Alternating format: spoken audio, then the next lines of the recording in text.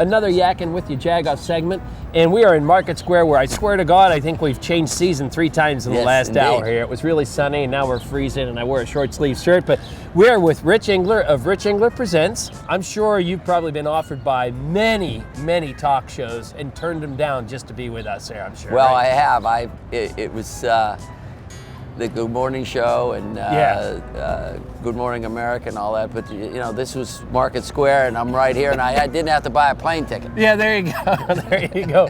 And we didn't send a limousine or anything. We sent a mega bus for you, I think. Yeah, plus I'm illegally parked, so let's keep this thing moving. That's it. All right, so you are here. First of all, people would know your name from the Caesar Engler. I would bet there are a number of 50-year-olds who have your name all over the back of thousands of concert tickets that they still have hanging on their game room wall. Exactly. Yeah, there's it's remarkable. I tried to figure out. I produced about 5,000 concerts over my span so far, and still doing it. Just had Gino Vanelli the other night down at the Biome, and it was a great show. Sold out, all good. And now the coolest thing is you have now taken all those stories and you put them into a book. And tell us, I mean, I'd have to bet that the worst part about writing the book was trying to cut the stories down and figure out which ones were the best to be in the book. Keeping them clean, being open enough though to tell the story how it really was. Yeah. And there's a lot of great things in there. People, the reviews on the book have been over the top, beyond my wildest expectations, and the sales have been out of sight. So all good.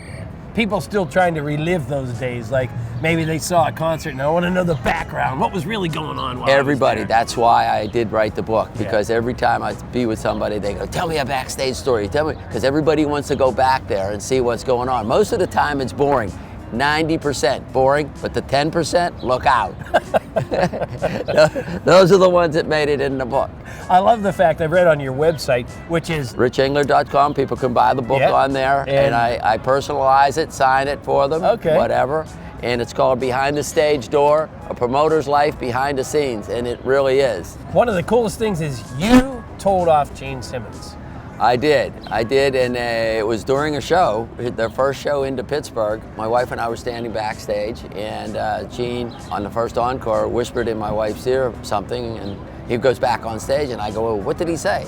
She said, I shouldn't tell you, but he said he wanted to manhandle me. I go, oh, wait till he comes off. So he came off, and I said, hey, Gene, I'll do the manhandling, you play the blanking guitar. Now, we all hear these stories about, you know, the 13 green M&M riders and all these crazy riders. I can't really tell. Are some of those made up, or are those pretty true? Like those are all true. The M&Ms, brown M&Ms, it was out of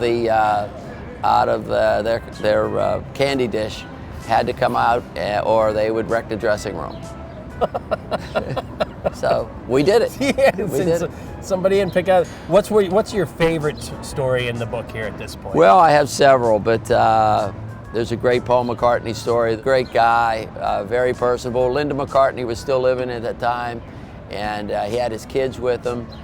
He was very kind and invited my wife Cindy and I to his last show in Chicago after playing Pittsburgh. He goes, hey, we're going to have a big party.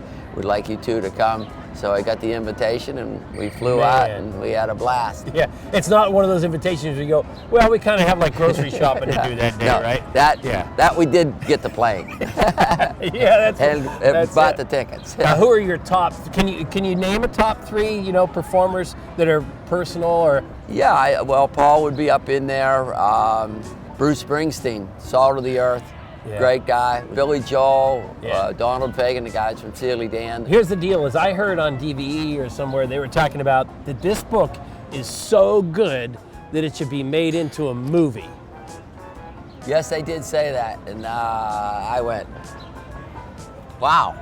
Never thought of that, but since I've had a couple other people say that, and boy, that would be great. I wonder who's going to play some of the parts. Well, here's my deal. It's like, we're buds now. Like, we connected here in Market Square. We're like, we just met, though. Well, you know, but, you know, I consider us buds, you know. All right, yeah, all right. But I think like maybe you could work me in. Like, who would you want me to play? Like, I could play Gene Simmons, you know, that kind of thing, and or you how know, about the boss? The boss. Oh yeah. Born in the USA. I was born in the. Can you do that? Am I or Billy Joel? Like, sing me a song, a piano man. What do you think, man? Oh, no, I don't think so. You Jagoff.